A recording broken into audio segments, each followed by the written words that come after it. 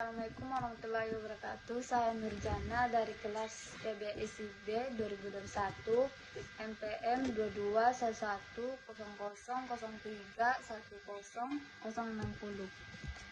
Di sini saya akan menjelaskan materi 6 yaitu editorial.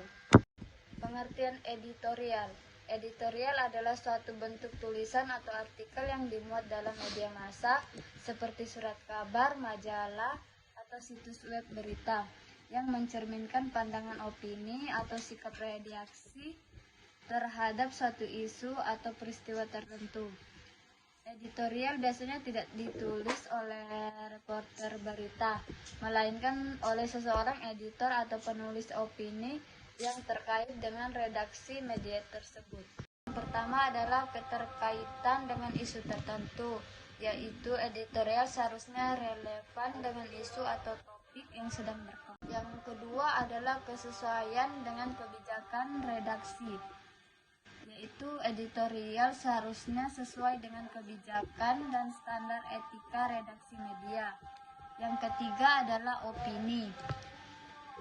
Opini yang menjelaskan dan kuat. Sebuah editorial harus menyajikan opini atau pandangan yang jelas dan kuat. Argumen dan pendapat yang disampaikan seharusnya didukung oleh analisis, data, atau bukti yang relevan. Yang keempat adalah kerimbangan dan keragaman pendapat. Meskipun bersikap opini, editorial seharusnya mencerminkan kerimbangan dan keragaman dalam pandangan. Yang kelima adalah gaya penulis yang menarik. Editorial seharusnya ditulis dengan gaya yang menarik dan dapat mengunggah perhatian pembaca.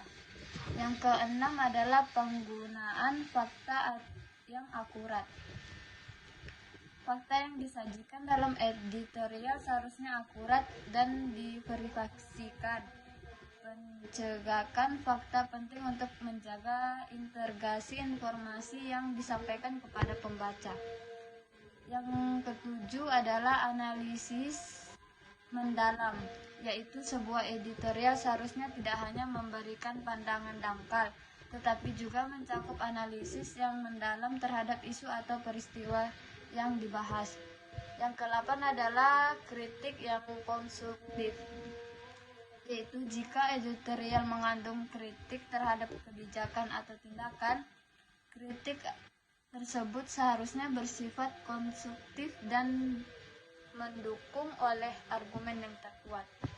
Yang ke-9 adalah relevansi dengan pembaca. Editorial seharusnya relevan dengan kepentingan, nilai, dan kebutuhan pembaca target media tersebut. Yang 10 adalah penyampaian solusi atau saran. Jika kemungkinan editorial mencakup penyampaian solusi atau saran terhadap isu yang dibahas, memberikan kontribusi positif untuk memecahkan masalah yang diidentifikasi.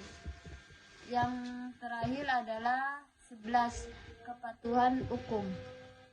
Editorial seharusnya mematuhi hukum atau peraturan yang berlaku, serta menghindari konten yang dapat menimbulkan masalah hukum. Yang selanjutnya ada fungsi editorial.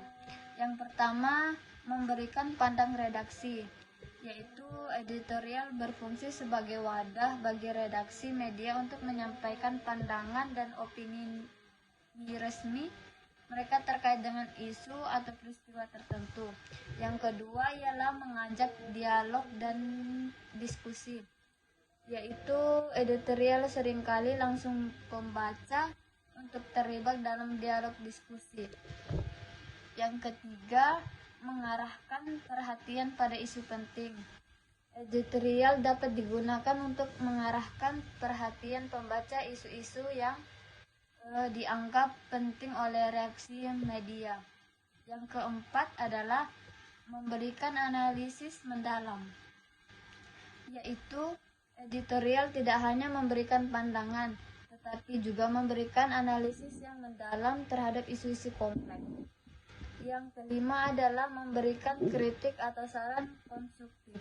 Selanjutnya ada kolom editorial, yaitu adalah bagian dalam surat kabar, majalah atau situs berita yang berisi pandangan, opini atau tulisan dari para penyunting atau kontributor yang berfokus pada isu-isu terkini atau peristiwa-peristiwa penting.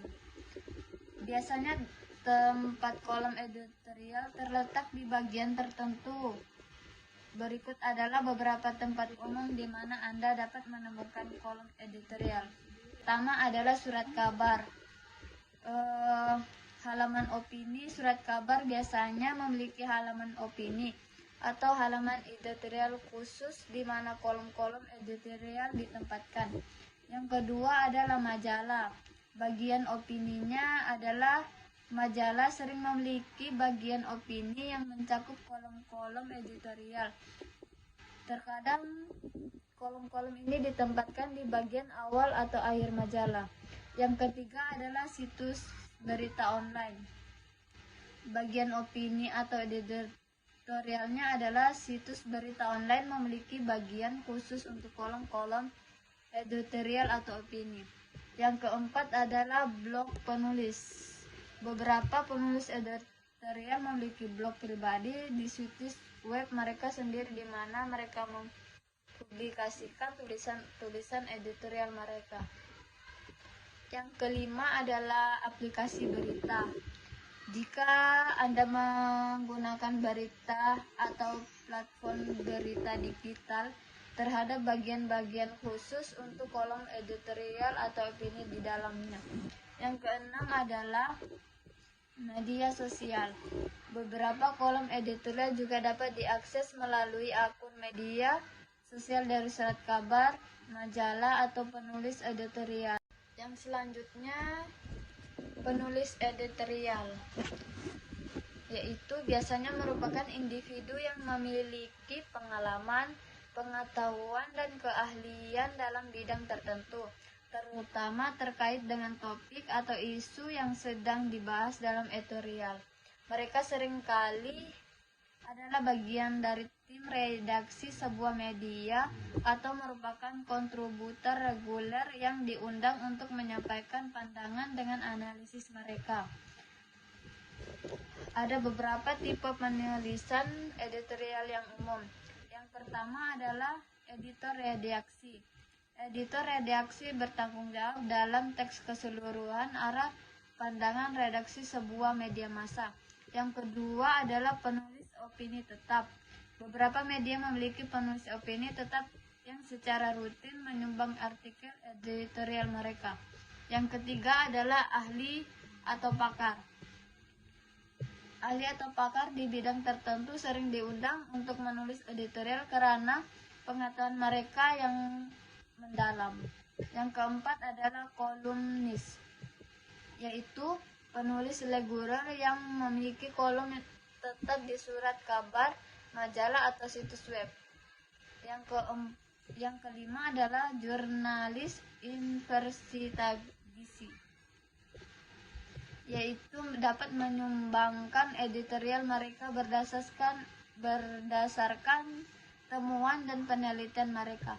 Yang keenam adalah pemimpin redaksi, yaitu memiliki tanggung jawab untuk merancang dan menemukan pandangan editorial yang akan diadopsi oleh media massa.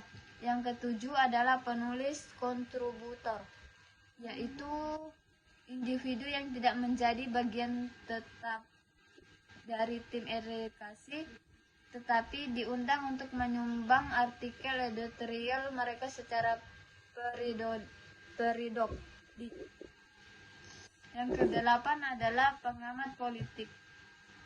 Para pengamat politik seringkali menulis editorial terkait dengan isu-isu politik, kebijakan publik, dan perkembangan politik. Mereka dapat memberikan analisis terkini dan memahami dinamika politik. Yang kesembilan adalah pemikir bebas. Individu yang dikenal sebagai pemikir bebas atau tokoh masyarakat dengan pandangan yang independen sering diundang untuk menulis editorial. Yang terakhir adalah 10 pengiat sosial atau aktivis, yaitu sosial yang memiliki pandangan dan misi tertentu seringkali menyumbangkan editorial mereka untuk mempromosikan isu-isu sosial atau lingkungan tertentu. Sekian dari penjelasan saya. Assalamualaikum warahmatullahi wabarakatuh.